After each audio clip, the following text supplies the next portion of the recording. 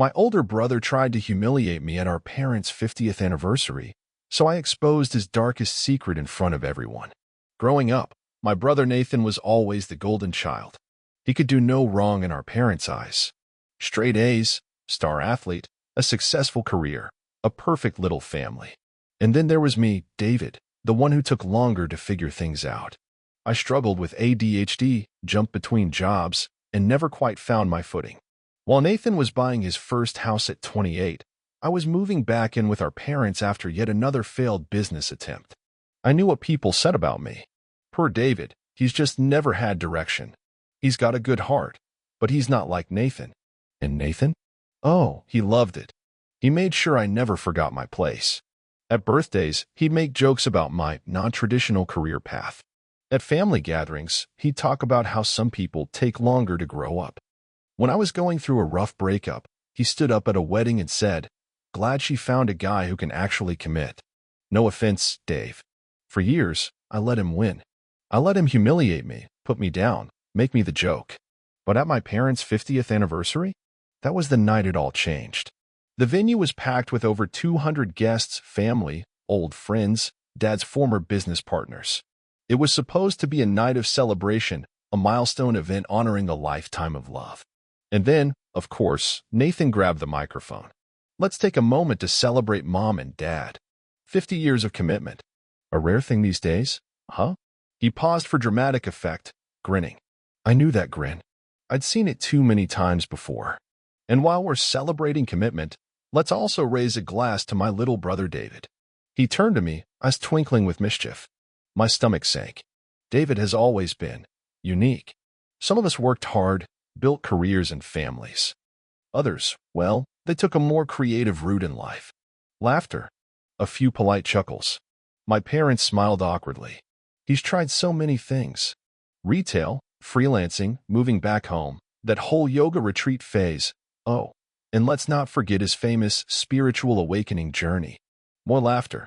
I forced a smile, gripping my drink.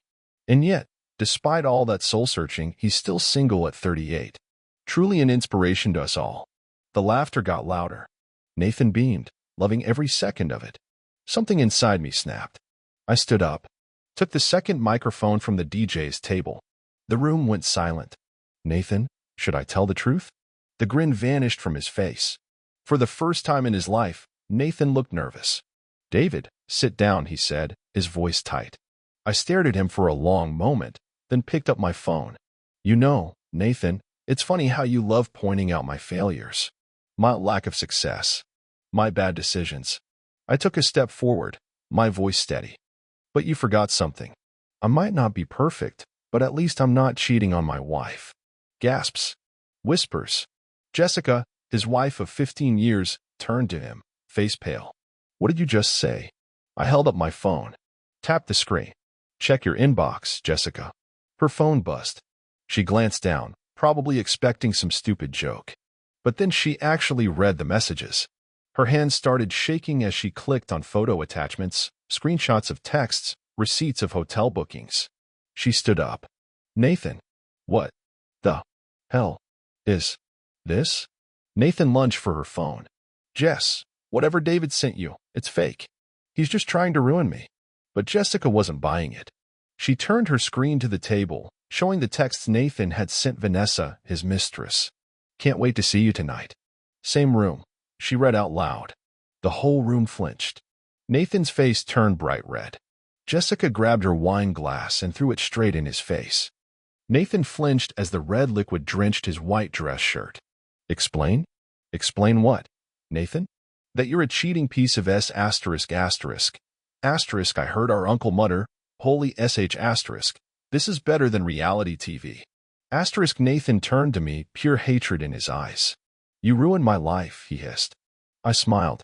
No. Nathan. You did that all by yourself. Nathan tried to grab Jessica's arm, but she yanked it back. Don't touch me.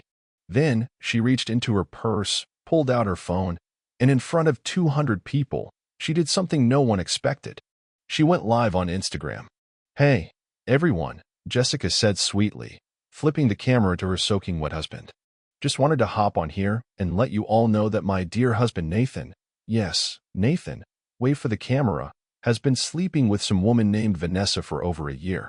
The room exploded. Nathan lunged for her phone, but she dodged. Oh no. No. You love attention, remember? You love being the center of the room. Here's your moment. Nathan looked like he was about to combust. His face was pure panic, eyes darting around, realizing there was no way out of this. Meanwhile, the comment section was going wild. LMAO, this is gold. OMG, I knew he was a snake. Jessica, you're an icon. Can someone screen record this? Jessica's followers were eating this up. Nathan had always been obsessed with his image, his reputation, his power, his ability to make people think he was untouchable. But now, he was a meme.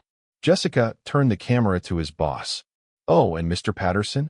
She said sweetly, I assume you're going to fire this cheating piece of SH** now that you know how he's been using your company funds for his little adventures? Mr. Patterson's eyes narrowed. Nathan's face drained of blood. He knew. He knew his career was about to be over, too. Nathan bolted, straight up ran out of the ballroom, leaving behind his wife, his reputation, and whatever dignity he had left.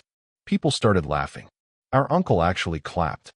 Jessica ended the live stream with a simple, and that, my friends, is how you handle a cheating husband. Then she turned to me. David, that was the best ***ing gift you could have ever given me. I grinned. Happy anniversary, Jess.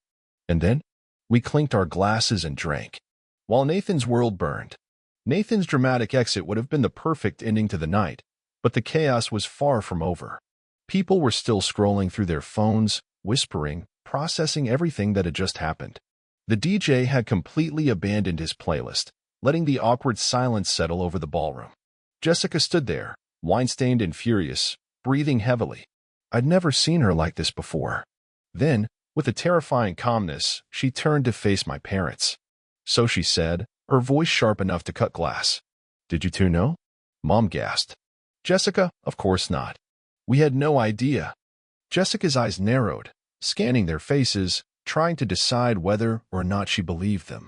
You mean to tell me your perfect son, your golden child, was out here screwing another woman for a year, and none of you suspected a damn thing? Dad cleared his throat, looking away. Mom clutched her pearls like someone had just told her the Pope got caught selling drugs.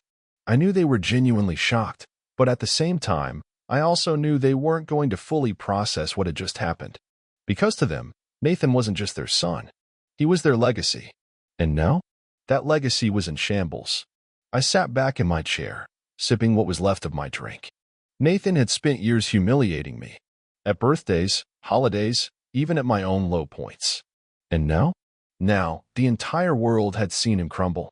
Jessica had gone viral in under 10 minutes. Her followers were already tearing him apart. I glanced at her phone and saw the live stream's comments section still flooding in. We need a part 2. Jessica, drop the receipts. This man really thought he wouldn't get caught, LMAO. Jessica caught me looking and smirked.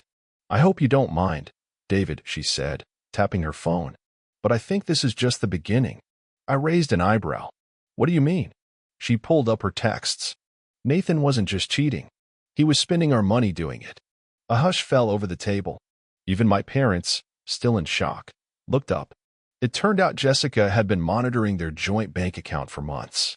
Nathan had tried to be sneaky, moving money between different accounts, withdrawing cash instead of using credit, but he wasn't nearly as smart as he thought he was. Jessica had been waiting for the right moment. And tonight, I had handed her the perfect stage. So, she said, flipping her phone around so I could see, how much do you think it costs to keep a mistress? I scrolled through the transactions. Hotel bookings, spa appointments, jewelry, dinners at places Jessica had never even been to. It wasn't just a few reckless mistakes. It was tens of thousands of dollars. Dad rubbed his temples. Mom looked like she might actually faint this time. Nathan was stealing from our family savings, Jessica said, voice shaking. From our kids' college fund. Gasps rippled across the table. I let out a low whistle. Wow. He really wanted to get disowned in one night, huh? Jessica's lips twitched into a humorless smile. Oh, he's getting more than disowned. She turned back to my dad, crossing her arms. You still think Nathan's your perfect son? Dad looked broken. He let out a deep sigh. eyes dark, then muttered something under his breath. I don't even know who he is anymore. Nathan's night was about to get even worse. Because while he was probably sitting in his car, panicking and plotting his next move, Jessica was already 10 steps ahead of him. She wasn't just going to divorce him. She was going to make sure he regretted every single decision that led to this moment. She tapped away at her phone and pulled up her lawyer's contact. I hope Nathan likes living in a one-bedroom apartment, she said, smirking, because by the time I'm done with him, he won't even have a credit card in his name. I raised my glass to her. To new beginnings, then? She clinked her glass against mine. To new beginnings. Mom made a weak noise of protest, but at this point, even she knew Nathan had done this to himself. The next morning, the fallout began. Nathan tried calling everyone. My parents, Jessica, even me. No one picked up. Jessica had already changed the locks to their house. Nathan's boss saw the live stream and immediately put him on indefinite leave, which, let's be real, meant he was getting fired. And Vanessa, the woman he threw away his family for, she blocked him. Apparently, she didn't want to be with a broke, unemployed guy who had just become an internet laughingstock. By the end of the week, Nathan had officially lost everything. Jessica filed for divorce and took half of everything. His company fired him because, surprise, he had been using work trips to meet Vanessa. His friends stopped answering his calls. No one wanted to be associated with him. And me? I didn't feel guilty. Not even a little bit. Nathan had spent his entire life making me feel like I was beneath him. Now, he finally knew what it felt like to be at the bottom. And for the first time in my life, I finally felt free. What do you think? Would you have exposed him too? Let's talk in the comments. Nathan always saw himself as untouchable. The golden boy. The one who could do whatever the hell he wanted and walk away without consequences. But this time, there was no walking away. Jessica had made sure of that. By the time the dust settled, Nathan had lost his wife, job, reputation, and even the side piece he threw his life away for. But just when I thought things couldn't get worse for him, they did. Because when a man like Nathan falls, he doesn't just accept his fate. He claws, he begs, he fights to get back on top. And in his mind, the person to blame wasn't himself. It was me. Nathan had gone full damage control mode after the anniversary disaster. First, he tried reaching out to Jessica. Multiple texts, calls, emails, all ignored. Then he started showing up at their house, his house, technically, except Jessica had already changed the locks. I found out later that she installed security cameras the next day, just in case. Nathan was desperate, pathetic. And then, he set his sights on my parents. It was only a few days later when I got a call from Mom. David, can you come over? We need to talk. I could hear it in her voice. She was upset. I sighed. I knew what this was about. Nathan had already gotten to them. When I arrived at their house, Dad was sitting in his usual chair, arms crossed, looking tired. Mom was pacing the living room, clutching a tissue like it was a lifeline. And Nathan? Nowhere to be seen. Thank God. Mom sat down and gave me a long, dramatic sigh. David, your brother is in a very bad place right now. I leaned back on the couch. Yeah? Whose fault is that? Dad shot me a look. You don't need to be cruel. Cruel? Nathan had spent his entire life humiliating me, making me feel worthless, kicking me when I was down. And now that he was finally getting a taste of his own medicine, I was supposed to feel sorry for him? Mom dabbed her eyes. Oh God, here came the waterworks.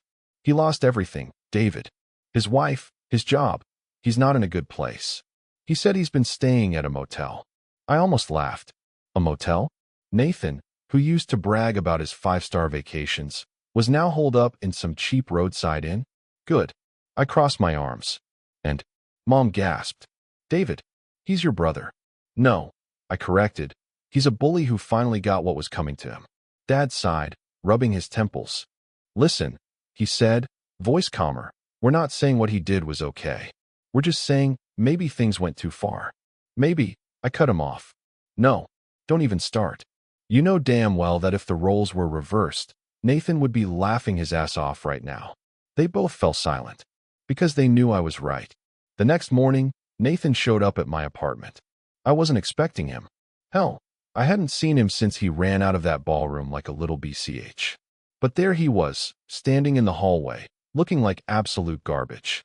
Unshaven, dark circles under his eyes, hair a mess, wearing the same wrinkled clothes from a week ago. I almost didn't recognize him. David. I didn't move. What do you want, Nathan? He let out a slow breath. I wanted to talk. I stared at him. After everything? Now he wanted to talk? But fine. I let him in.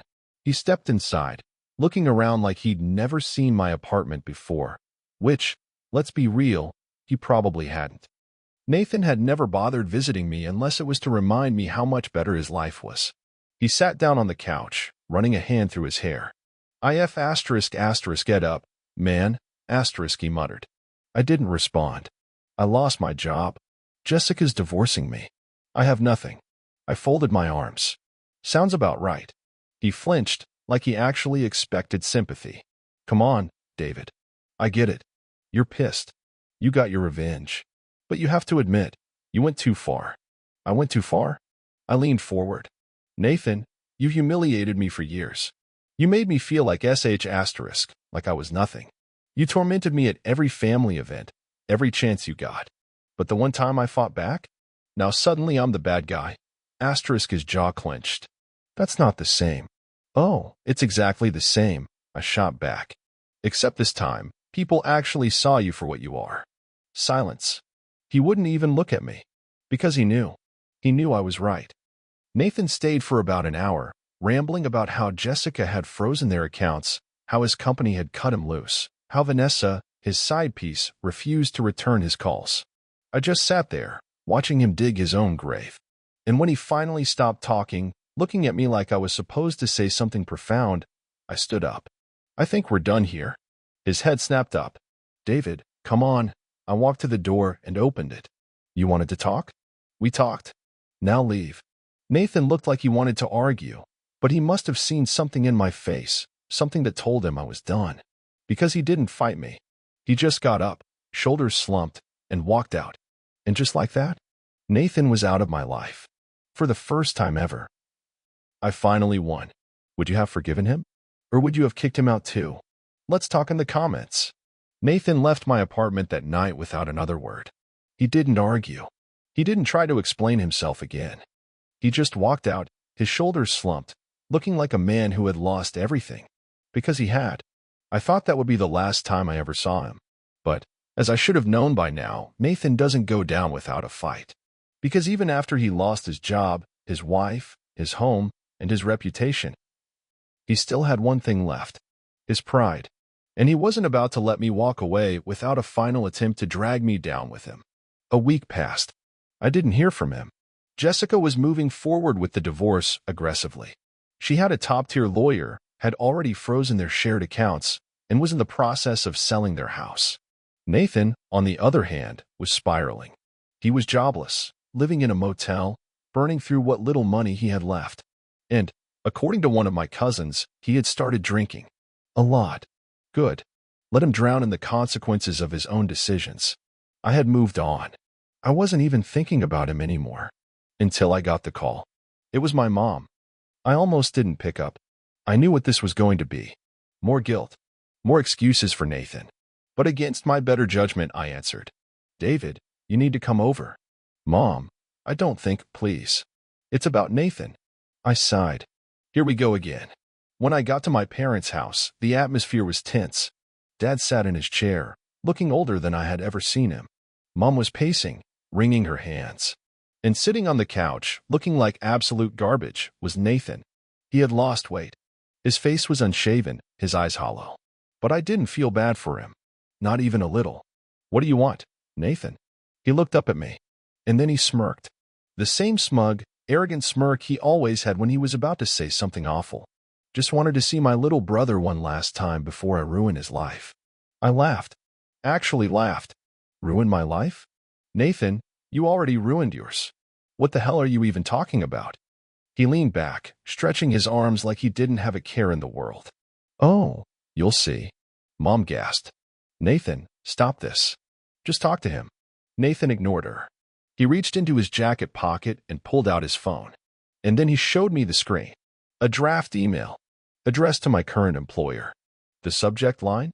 Concerning your employee David, last name, legal issues you may not be aware of. I felt my entire body go cold. Nathan, what the F asterisk asterisk is this? Asterisk, he grinned. Just a little something I put together. I snatched the phone out of his hand and started reading. It was a completely fabricated email. Accusing me of stealing money from a previous employer never happened. Getting fired for misconduct also never happened. Having a history of drug use. I don't even drink heavily, let alone do drugs. It was pure fiction, but it was convincing. Nathan had always been a master manipulator. If I hadn't been me, I probably would have believed it. You were going to send this? I asked, my voice dangerously low. Nathan smirked. Oh, I still might. Mom grabbed his arm. Nathan, you can't do this. This is your brother. Nathan shrugged. He ruined my life. Why shouldn't I ruin his? Dad stood up. And for the first time in my entire life, I saw something I had never seen before. Actual fury. Not directed at me, but at Nathan. Get out. Nathan blinked. Dad, get out of my house. Mom gasped. Nathan froze. Dad had never raised his voice like that. And yet, here he was, his face red with rage, his hands shaking. You have always been selfish, Nathan. Always. But this is evil. This is unforgivable. Nathan tried to laugh it off. Oh, come on, Dad. It's not like I actually sent it. I don't care. Dad's voice was firm. You threatened your own brother. You're not my son anymore. Silence. Pure, stunned silence. Mom started sobbing. Nathan looked like he had just been punched in the gut. Because for the first time in his life, he had finally lost. He stood up, clenching his jaw. Fine. You want me gone? I'm gone. He walked to the door, yanked it open, then paused. Looked over his shoulder at me. Hope you enjoy your little victory, David. But don't forget, I know exactly who you are. Then he walked out. And this time, I knew he wasn't coming back. I stayed at my parents' house for another hour, mostly to comfort Mom. She was heartbroken. Dad just sat there, staring at the floor, looking tired. Eventually, I got up to leave. Dad walked me to the door. Right before I stepped out, he placed a hand on my shoulder. I should have stood up for you years ago, he said quietly. I'm sorry it took this long. I swallowed the lump in my throat. Better late than never. He nodded. And for the first time ever, I felt like I wasn't just the black sheep of the family. I was just David. And that was more than enough. Nathan disappeared after that. No one knows where he went. Jessica finalized the divorce and took everything. His old company made sure he'd never work in his field again. And me? I finally moved on. Without Nathan. Without the weight of his shadow hanging over me. For the first time in my life, I was free. Would you have forgiven him? Or was Dad right to cut him off? Let's talk in the comments.